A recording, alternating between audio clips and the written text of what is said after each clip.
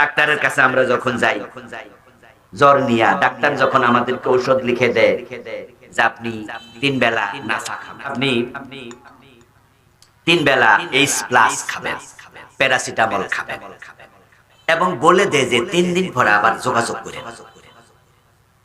হ্যাঁ না বলুন তো, বলে কিনা? বলে যে 3 দিন পরে যদি গেলে দেখে যে জ্বর কমে নাই, আবার নাফা দেয় না একটু চেঞ্জ, এবার বলে যে এবার মনে হয় হচ্ছে না, মনে হয় ওষুধটা একটু চেঞ্জ করি।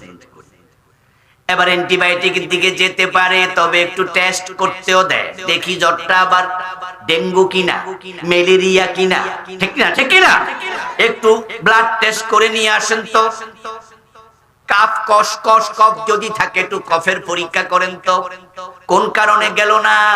এখন যদি আবার ওষুধ দেয়, 3 দিন 4 দিন পরে জ্বর কমে না, আবার যদি যান তাহলে ভিন্ন পরীক্ষা হবে, নতুন ওষুধ হবে। এটাই তো নিয়ম।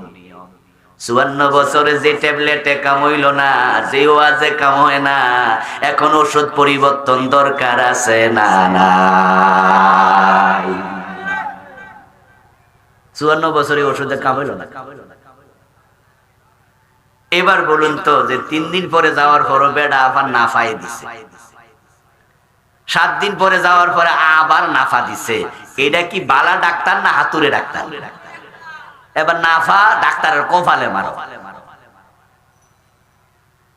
54 বছর কাজ হয় না, একই কাজ কেন চালাইবা? ভালো দায়ী তুমি না, ভালো বক্তা তুমি না, ভালো খতিব তুমি না, ভালো তাবলীগ তুমি হতে পারো না। নবীজি ধ্যান করলো, চিন্তা করলো, তুমি কেন চিন্তা? নবীজি চিন্তায় বসলেন, ধ্যানে বসলেন গারে হেরায়। আল্লাহ তাআলা জিবরিল আমিনকে পাঠালেন। জিবরিল আমিন আসলেন, প্রিয় নবীকে 3 বার বুকের সাথে জড়ায়া ধরলেন। আল্লাহ তো মহান, আল্লাহ তার বান্দাকে ফিজিক্যালি এভাবে বুকের সাথে জড়ায়া ধরে না। এবং আল্লাহ তাআলা পৃথিবীতে তিনি এভাবে নেমে আসেন না, তার হুকুম নাজিল হয়, তার কুদরত নাজিল হয়।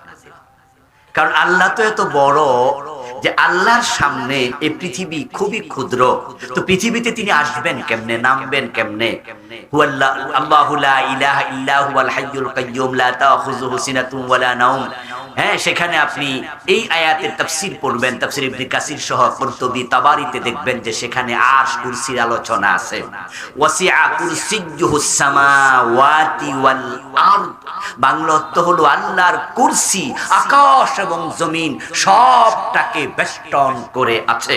এই আয়াতের ব্যাখ্যায় মুফাসসির লিখতেছেন, কুরসি হুয়া মাউদিউ কাদামির রাব।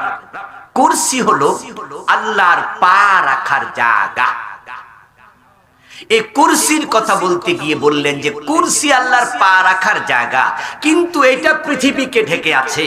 কুরসির সামনে পৃথিবী হচ্ছে একটা মরুভূমিতে একটা সিকি পরিমাণ জায়গার মতো।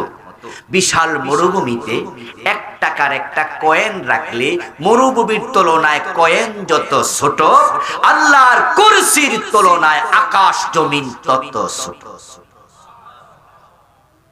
এরপরে বলছেন এই কুরসির তুলনায় আরশ ঠিক অনুরূপ। মরুভূমিতে 1 টাকার একটা পয়সা কয়েন, ওটা যত মরুভূমির তুলনায় ছোট, আল্লাহর আরশের তুলনায় কুরসি হলো তত ছোট।